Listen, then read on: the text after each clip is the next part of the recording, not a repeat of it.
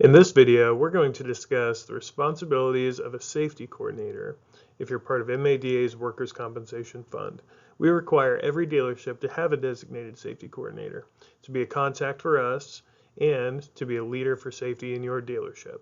And if you've just been promoted to that role, this video is for you. So what are your responsibilities as a safety coordinator? Well, for one, general maintenance and promotion of the safety program. You are the leader for your facility as far as safety goes.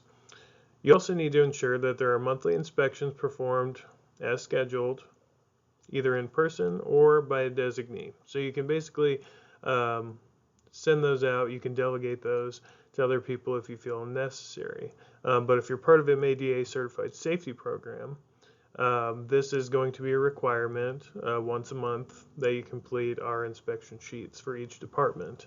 And you can do that however you want to get it done. You also need to ensure that accidents and incidents are properly investigated. We are your work comp carrier, so to speak. So this is our main bread and butter. If something were to happen, we need to know the who, what, where, when, and why. So you'll need to coordinate with your claims coordinator, who is often like an office manager or HR manager, and also the department manager of which that accident happened. And we need to figure out what to do or what not to do to keep that from happening again. You also need to be sure that employees receive appropriate safety training. And this could mean that you need to do an assessment of what training they're receiving right now and what you think they could use to keep from getting hurt in the future.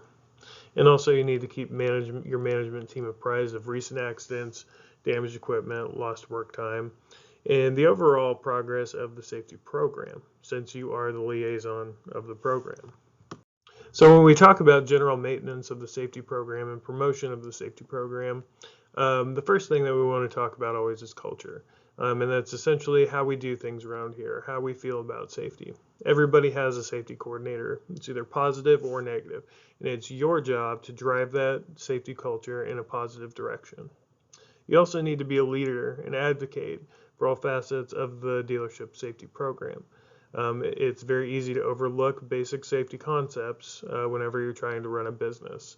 And you need to be the leader who steps forward and says, hey, this isn't right, or we need to do this differently, or we need to do this better.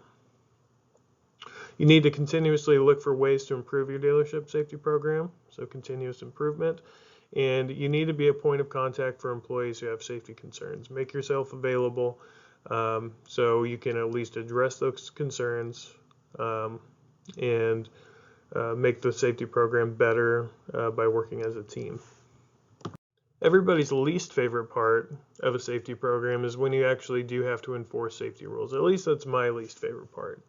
But it is required, it is necessary that there are repercussions whenever safety guidelines or policies are not followed. So you need to be the person who has that authority and has that ability to correct incorrect behavior, essentially. And if you have problems doing that, if you're just put into this role and you don't know what your limitations are, I strongly suggest you talk to your boss about how you can get this done and do this properly. And of course, one of our keystone activities that is part of our certified safety program is the monthly inspection. Every year we're going to send you a self-inspection journal. This journal is meant to keep all of your self-inspections 12 months at a time in one convenient spot. You can do that, or you can keep them in a different place. You'll get them through email every month with your monthly safety update as well. You can print them off that way and store them however you'd like. Keep those on file for as long as you can.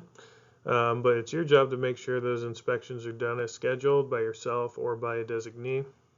Follow up on the deficiencies noted in those inspections. Not following through on defects defeats the purpose of the inspection. So if you're out there and you're finding things but you're not following up on them, what does that say about your safety program? Are you just jumping through hoops to jump through hoops, or do you want to get better? As I mentioned, these inspections are part of the safety program. There is also a Safety Inspections 101 PowerPoint that is available on our YouTube channel as well, and you can always ask your loss control representative, myself, or Marlon on the other side of the state. for guidance on monthly inspections as well. I already mentioned the monthly safety update. That's an email that gets sent to you around the first of the month. That's going to have your safety meeting topic as well as those inspection sheets. But you will get a safety topic of the month that you need to make sure gets done in each department. So either you conduct the meeting yourself or you distribute and make sure that they all get done. But these are pertinent topics regarding your dealership safety needs. So you need to collect those rosters from all departments. And we do want those rosters sent back to us. You can send them to workcomp@mada.com. And you need to make sure all departments do those. Again, I can't stress that enough because it's easy to do your department or make sure your department's getting done depending on what level of employee you are. But going to a different department and making sure that it gets done appropriately can be a different story. Investigation of accidents. You need to document all incidents that occur.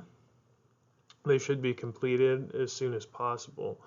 And I'm sure if you've ever looked into investigations of accidents, whether it's police or workplace safety accidents, that stories change the longer time passes from the accident whenever we collect the data. So the sooner the better. It helps claims coordinator and department manager with completion of the investigation forms. You may need to get photos and videos of the incident areas for documentation. Could be very helpful to us, your insurance company. You need to determine what caused the accident, what the root cause of that accident was, and what you can do to keep it from being prevented. And that's the main function of these accident investigations. We never want the same thing to happen twice in a row that could have been prevented. We need to learn from our mistakes at the very least. If we're not being proactive, we at least need to be reactive. You need to submit all that information you found to your dealer principal or management team, depending on how you guys are structured. And you need to document and investigate potentially significant near misses. And that's something that's often overlooked. The almost accidents is what they call them. A car that falls, nobody got hurt, but you still dropped the car and somebody could have been crushed. Or somebody almost slipped on a puddle of oil, that sort of thing. All these things need to be documented and be used as training opportunities to get better within the organization. Employee safety training, particularly for new hires, that's something you should absolutely be invested in as a safety coordinator. Why? Because new employees still account for a significant portion of all of our accidents that we receive. So you as the safety coordinator, you need to be making sure that the employee training and orientation is happening either by you or their department manager.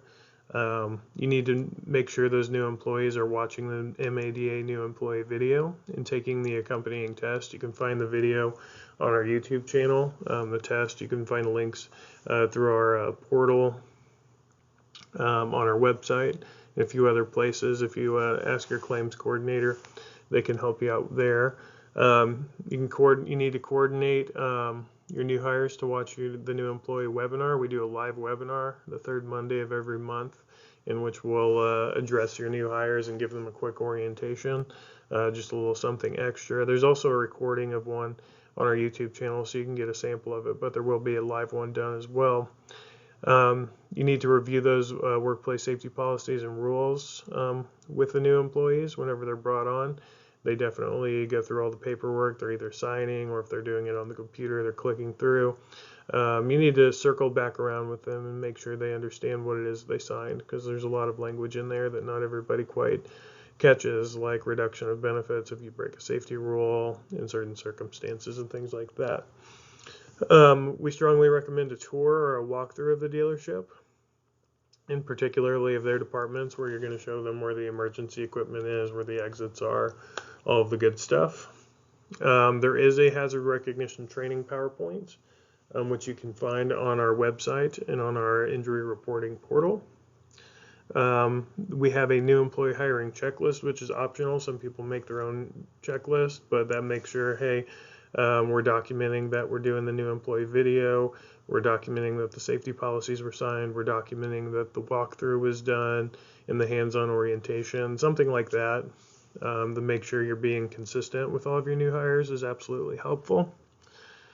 You need to make sure you touch on personal protective equipment, or PPE, with all of your new employees. Why? Because unfortunately in our industry, personal protective equipment is the only thing between you and the hazard. We can't engineer out a lot of things in our industry, so PPE is critical in dealerships, particularly fixed operations like service and body shops. And I would strongly recommend a job shadowing period. And again, this part isn't required by us, but that's something to help get them acclimated to their new environment. A little bit of on-the-job training or shadowing with somebody who's been there for a while is always good practice. You definitely need to be a communicator, particularly with the management team and possibly your dealer principal, depending on how that relationship works.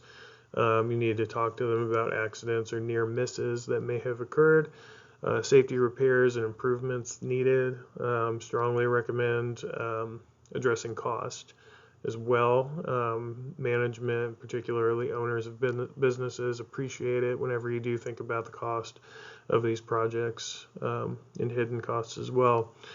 Challenges with the safety program, you need to keep your team apprised of that. Is there anything you need help with? Do you need an expert opinion that needs an extra manager's set of eyes on?